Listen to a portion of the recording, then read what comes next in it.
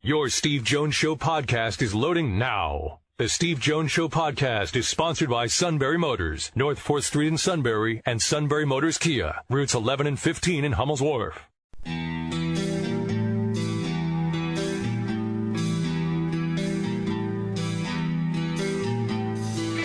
Sports talk where your voice counts. This is the Steve Jones Show on News Radio 1070 WKOK. Now, from the Sunbury Motors Studio, here's Steve Jones. Sunbury Motors, 4th Street in Sunbury. Sunbury Motors Kia, routes 11 and 15 in Hummel's Wharf. Big show today, big show tomorrow as well. Coming up on today's show, we'll have our high school football roundtable. Zach Showers, the big backyard brawl between Selinsgrove and Shikellamy coming up. Zach Showers will be here for that. Gregg Wetzel on Lewisburg. And I don't know, I never got an answer as to who, is now... Who's got the Shikellamy thing? Do we know? Your friend and mine, the Chief Dave Ritchie. In the end, you and I both thought that would be the solution. Oh, yeah. I mean seriously. Just do it. Certain games you got to call the ace out of the pen. Well, it's more than that. It's just reliability. It's dependability. It's what it is. And we got more than that coming up today. Today's going to be a terrific show.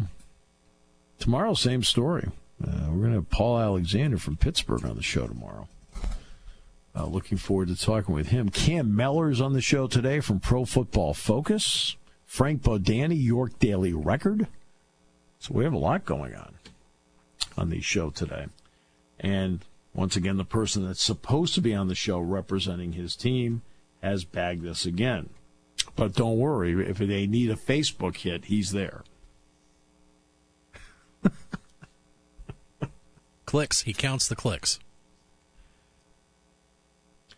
And he's tried for years to be in a click. But that's another story. Here's the click you don't want. Right. Click. Off.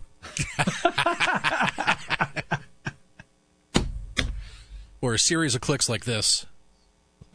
Control Alt Delete.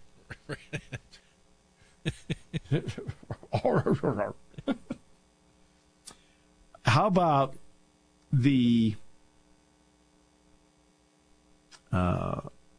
game with the Mets last night?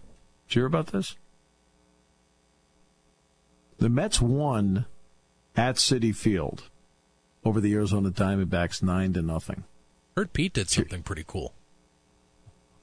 Well, yeah, it was 9-11. He wore the shoes, which was great. Yeah, cleats for the whole team.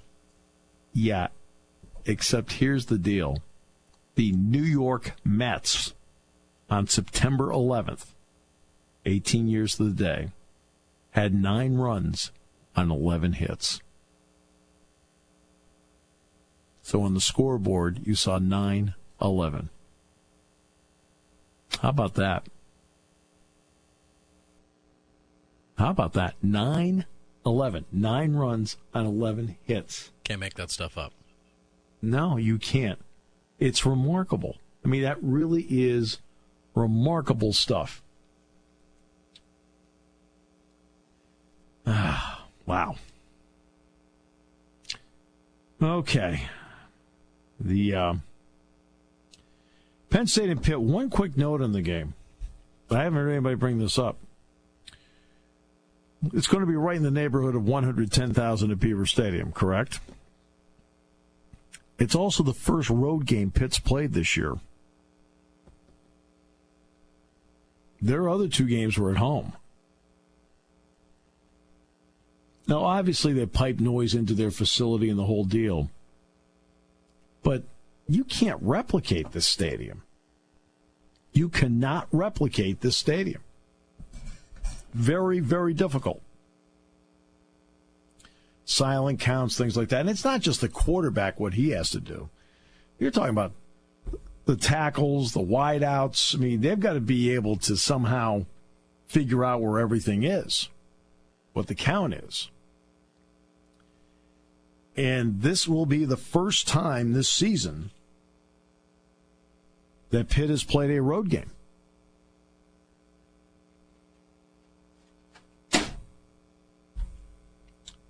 Just thought I'd bring that up. It's a point I might make to the head football coach tonight when we sit down to do the coaches show. All right. I might not bring it up. I will bring it up. Because then he'll start talking about the importance of the crowd. The crowd can boost Penn State, no question.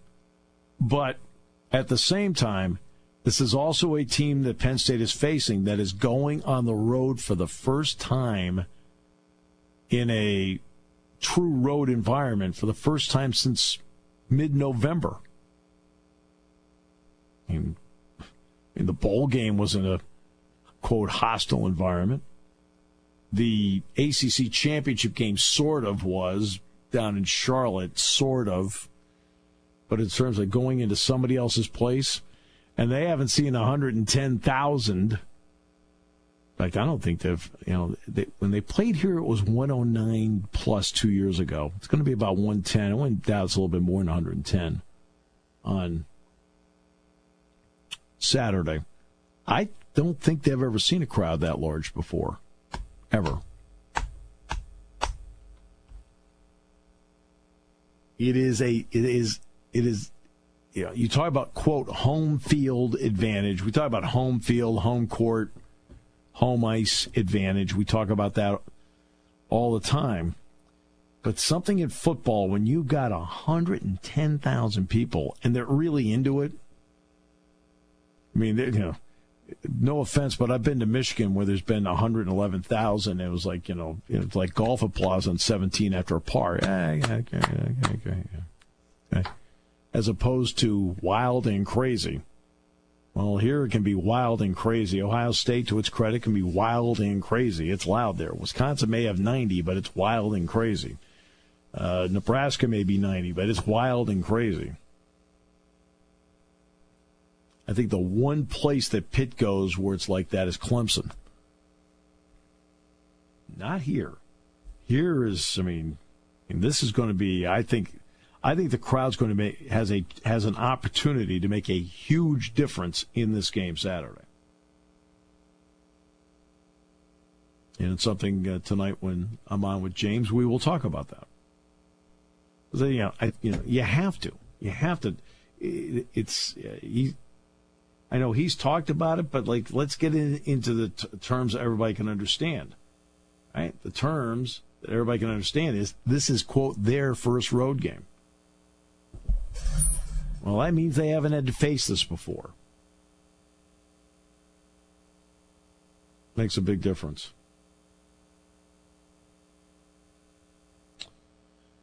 And let's see. Let's get the scoreboard going here, too. I've got Iowa, Iowa State. Arizona State's playing Michigan State. TCU has Purdue. Temple has Maryland. That game's at the Link. Bucknell's here on Saturday night for their home opener. Be fireworks after that game, too.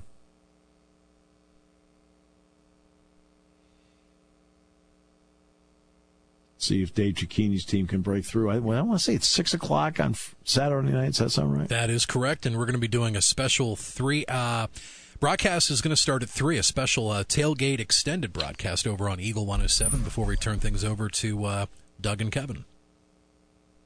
Is Kevin going to show up for that one? Sure. I have no doubt. He didn't show up for this show.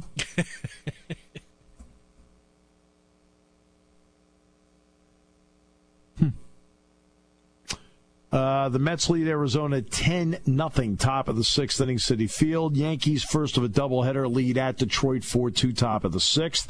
Milwaukee, bottom of the sixth, leads at Miami 3-2. Bottom of the fourth, the Royals lead at the White Sox 2-1.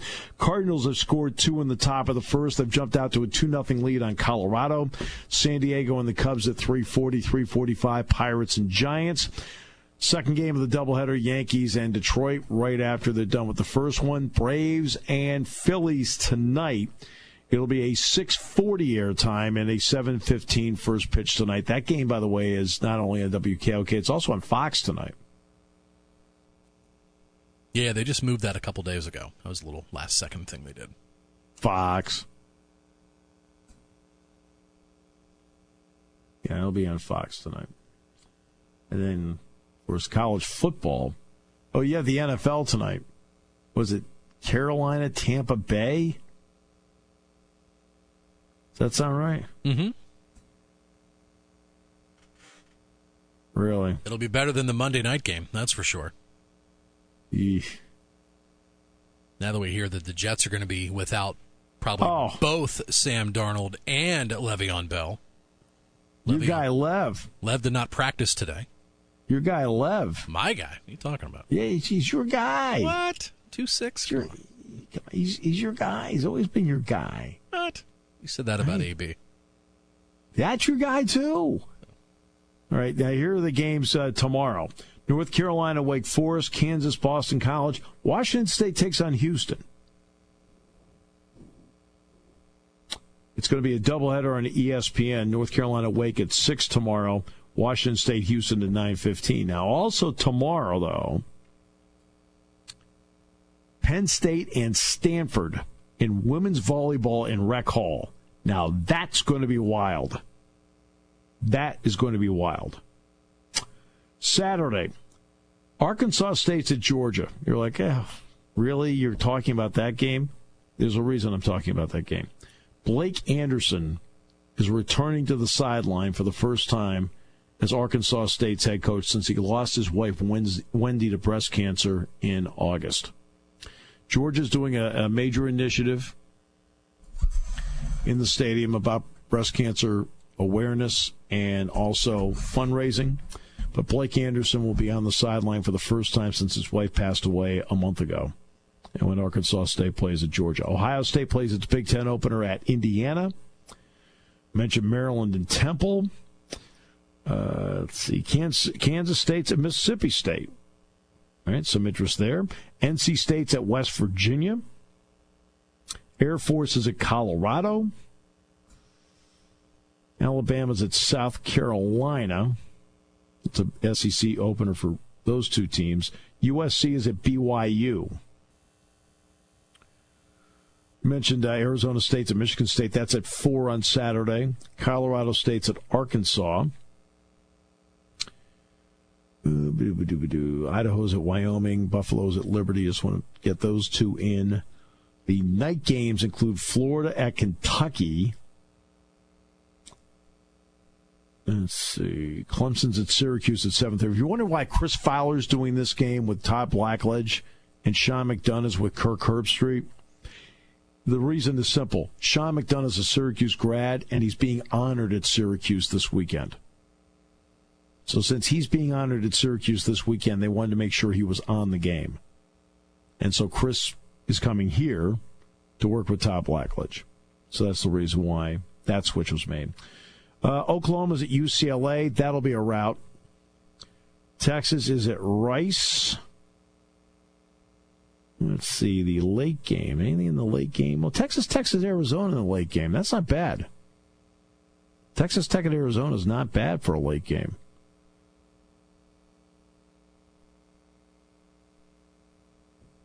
So that will get, that's the schedule coming up this weekend. Well, it's great that Fowler is going to be coming back home to State College. It's been a good part of his childhood in Happy Valley. Yeah, I want to say Chris was here 3-4 years. Yeah. When his father was a professor here before going on to Boulder. He's very fond of State College. It means a lot to him. He said that's really where he got. He'll tell everybody that's where he got his love for college football, is because being around here and going to Penn State games. Like, man, this is really cool. He loved it. You know, now you see what he's been able to accomplish. I'll tell you where Chris is really good now. Chris is a terrific tennis announcer. And you watch him at Australia, French Open, Wimbledon, U.S. Open. He's terrific. And to his credit, busy over the Labor Day weekend. College football, called the primetime game with Herbie, and then boom, leaving on a jet plane back to the U.S. Open for the men's championship. I'm going to guess private aircraft. We'll come back with more in a moment. Here on News Radio 1070 WKOK. For nearly 100 years, Purdy Insurance has been your locally owned, family-operated source for insurance products. With a staff of over 20 and partnerships with some of the industry's most trusted companies, Purdy has the experience and resources to get the job done. Whether you need personal, home, and auto, or complex business insurance solutions, Purdy will help you navigate through the process. Call today at 570-286-5855. Or better yet, stop in their Sunbury office to see what Purdy Insurance can do for you.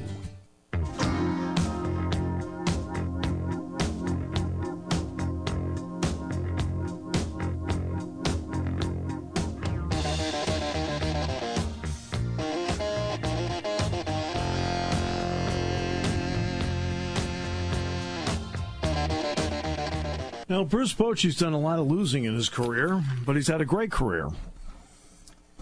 He took, the Padres of the World Series. He won 3 with the Giants.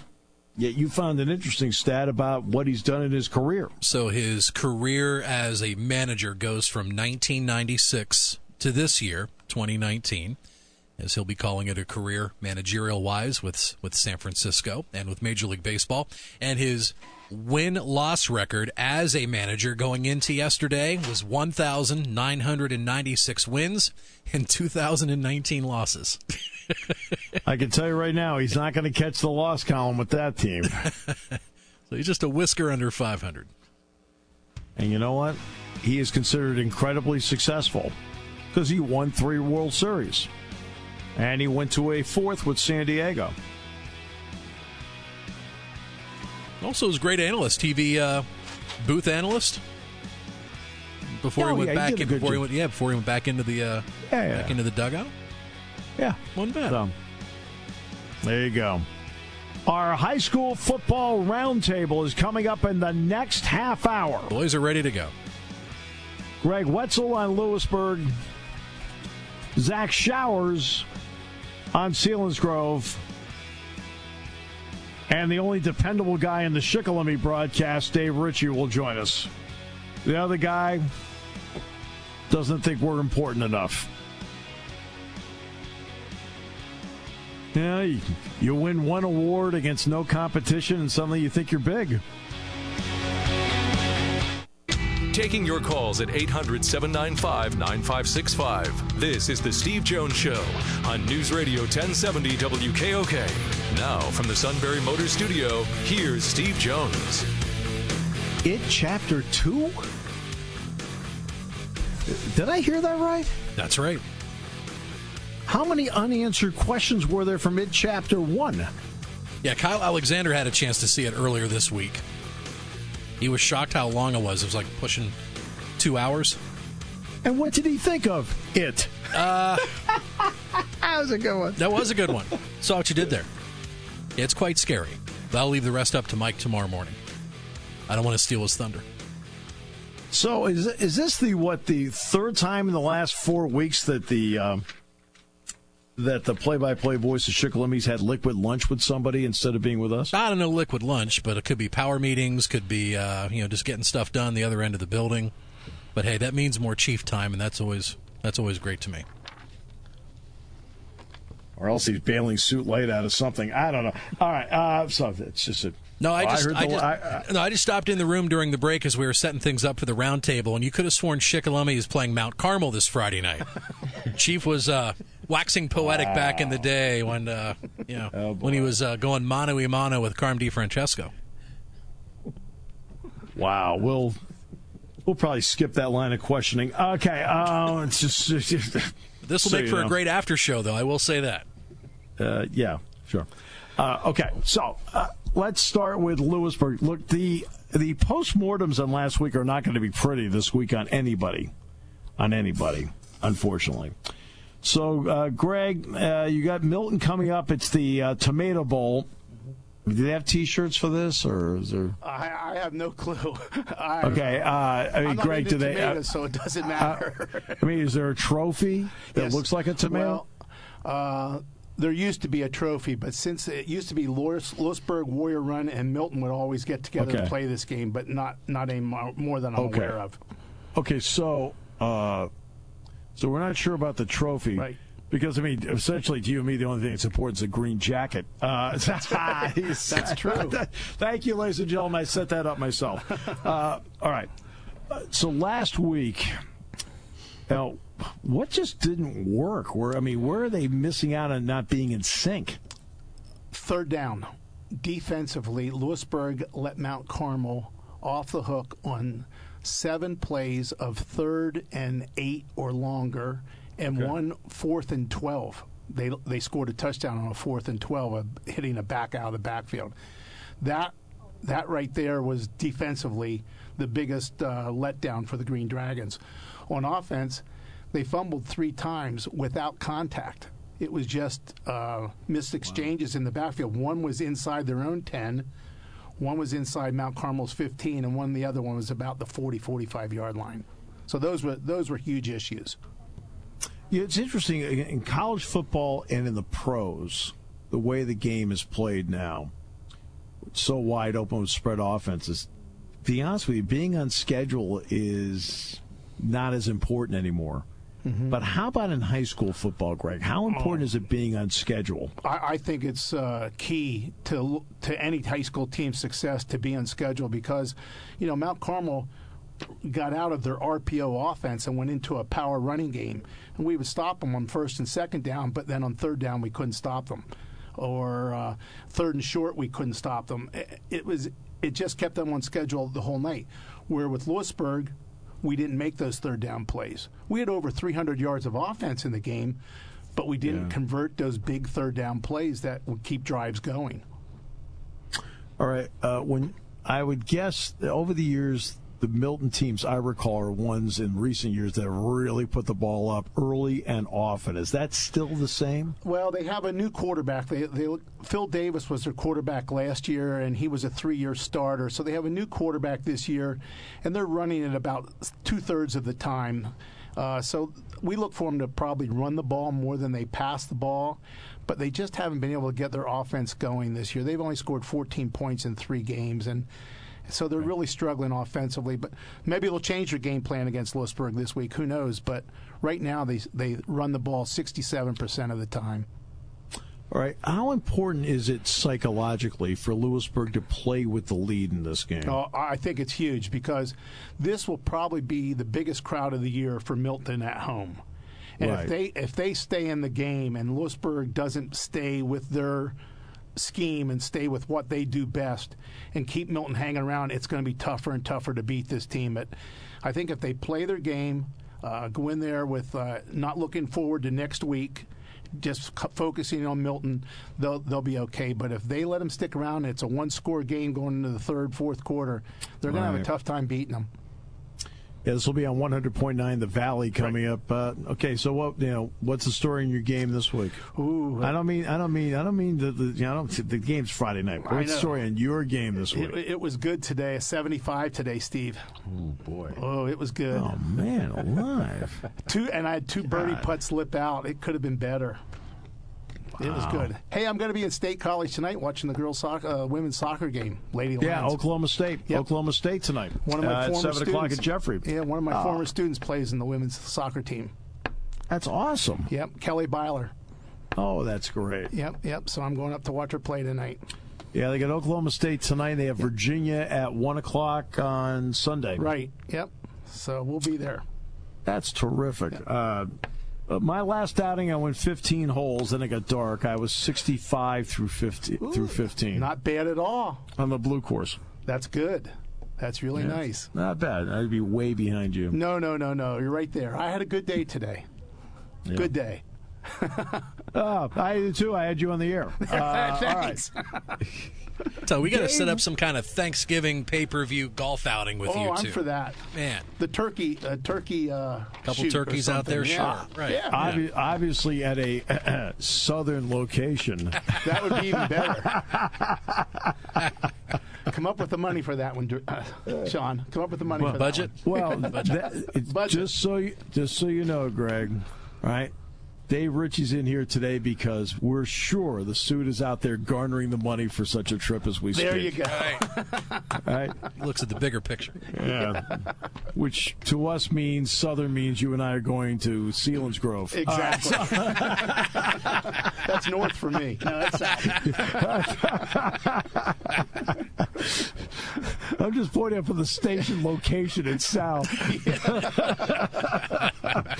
All right, it's a Southern tournament. I got it all set up. Yeah, great. Thanks a lot. Yeah, Susquehanna Valley, here we come. Just tell Greg the right time this time. That's right. Yeah, exactly. Yeah, that'd be a key.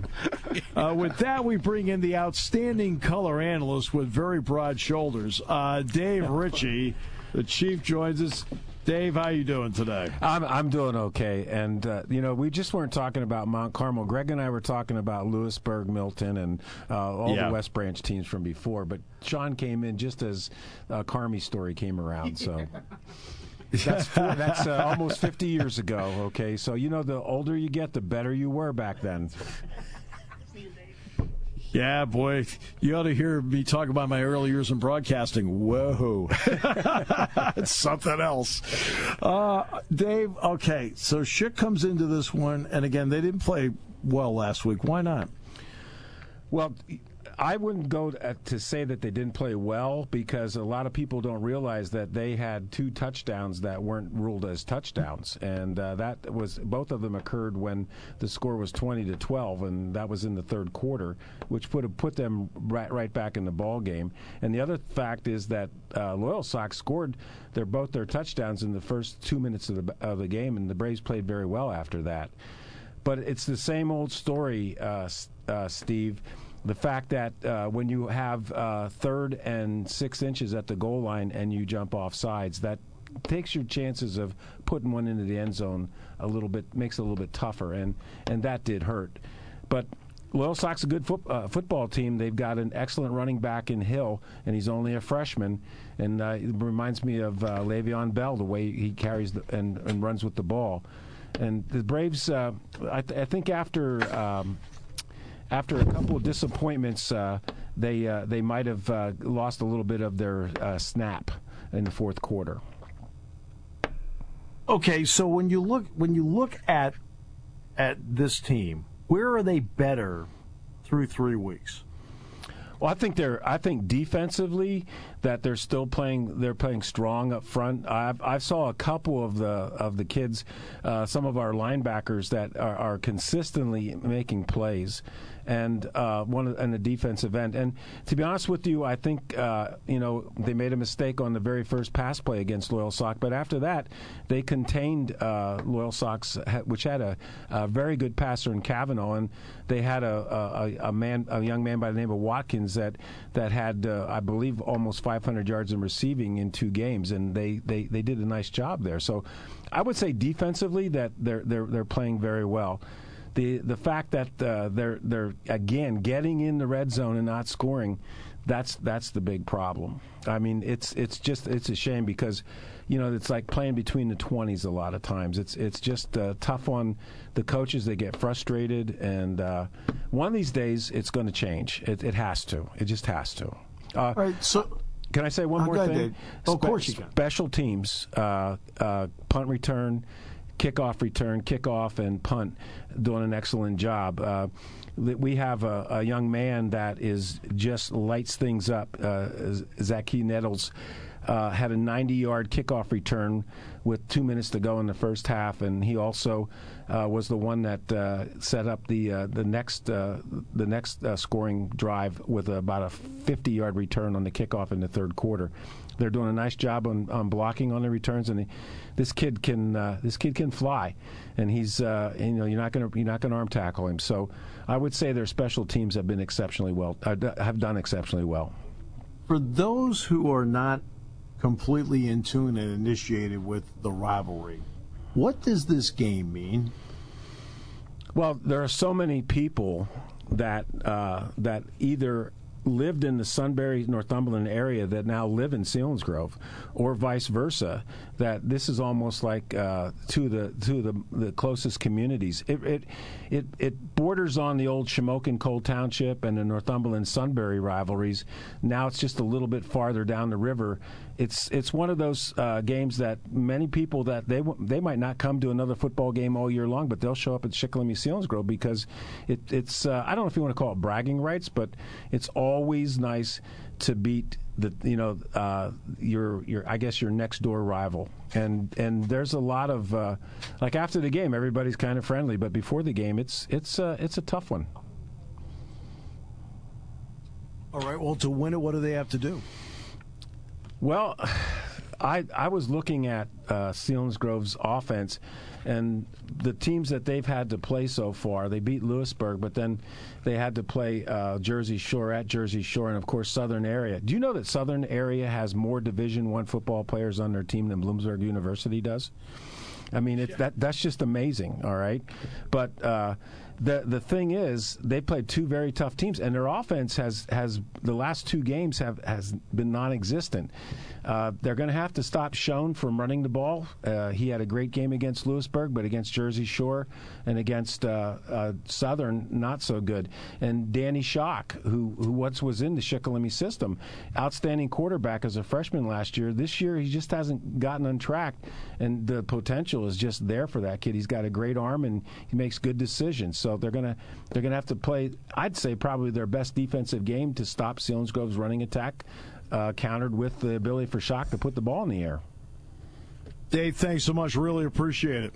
Hey, you're welcome. Thank you. Have a good day. All right. You too. It's great to have he and Greg in studio. Now let's bring in Zach Showers. Zach, Southern Columbia does this to everybody, but is this the kind of game where do you worry about hangover after a game like that, because they did zero? Most weeks, I would say yes. The fact that it's Shikellamy, I think this team will be up for the game. If not, there's some bigger problems on the season, to be honest. But, yeah, believe it or not, last week, when you look at 76-0, you look and see that 76.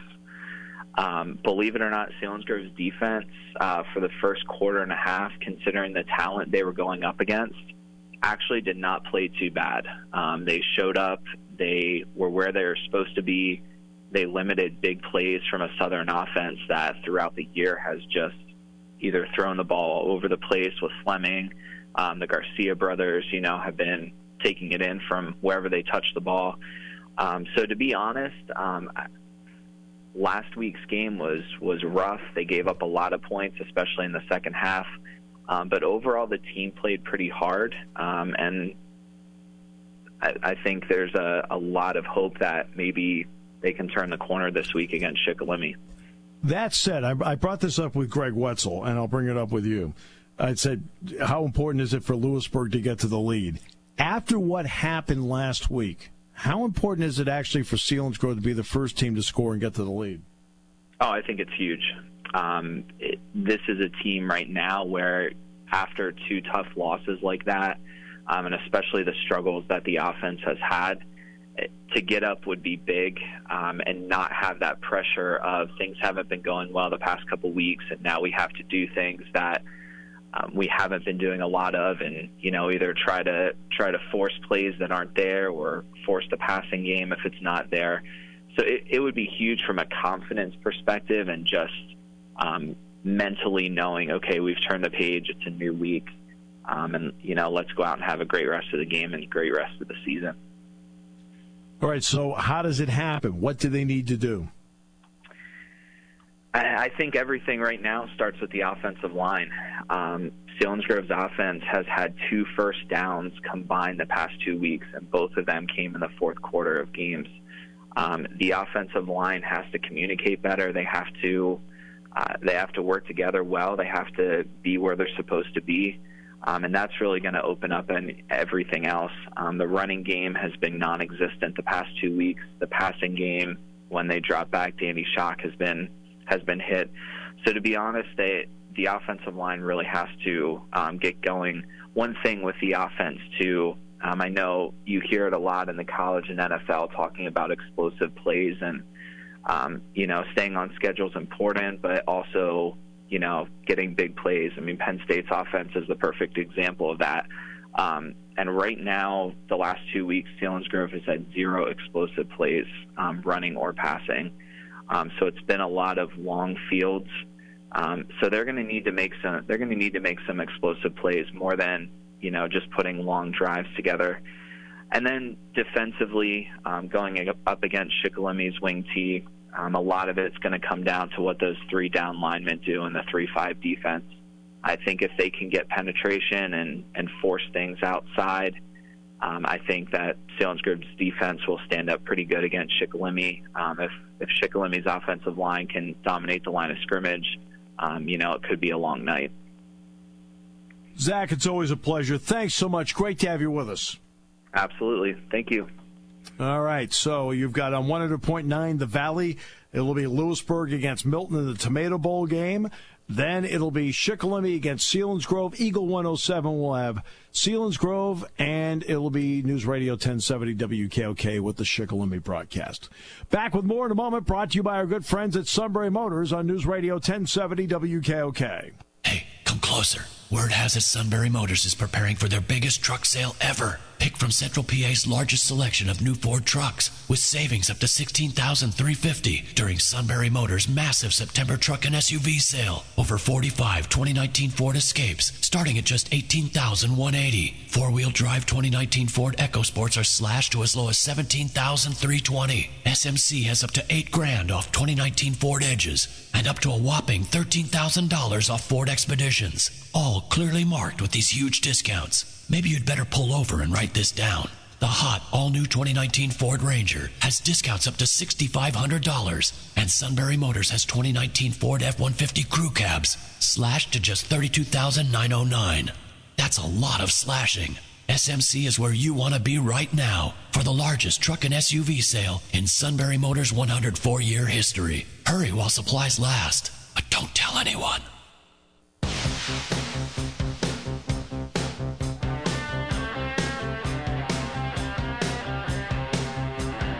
We're going to shift gears back to college football. In the next half hour, Cam Mellor from Pro Football Focus, and then we'll have Frank Bodani, York Daily Record. Coming up on tomorrow's show, Paul Alexander will join us from Pittsburgh tomorrow. The King will be on with us as well. More picks. You and the King tied for first. I'm 3 games back. Sinking. Well, that's quickly. okay. The only reason we're tied for first is somebody picked the Giants. That's true. I'm sorry, I can't do it. That was like me. That's like me not taking the Patriots last week. I had to take a stand on that too, so I'd be 2 back. Your team's not good. No. There are some huge concerns, like just like what Neil Coulon said on the show earlier this week. And if you missed that, download our podcast, check that out. But then get a lockdown number 2 wideout and offensive line. Maybe gotta sure things up there too for Ben. Right. Ugh. Bring on the Seahawks.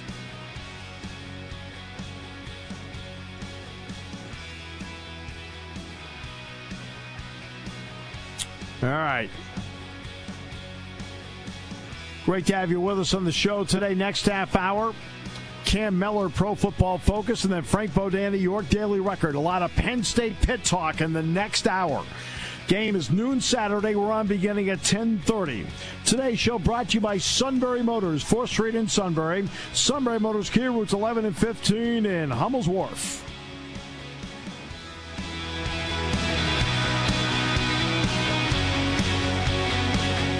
Your station for news, weather, business, and CBS Sports Radio. News Radio 1070 WKOK Sunbury and on WKOK.com.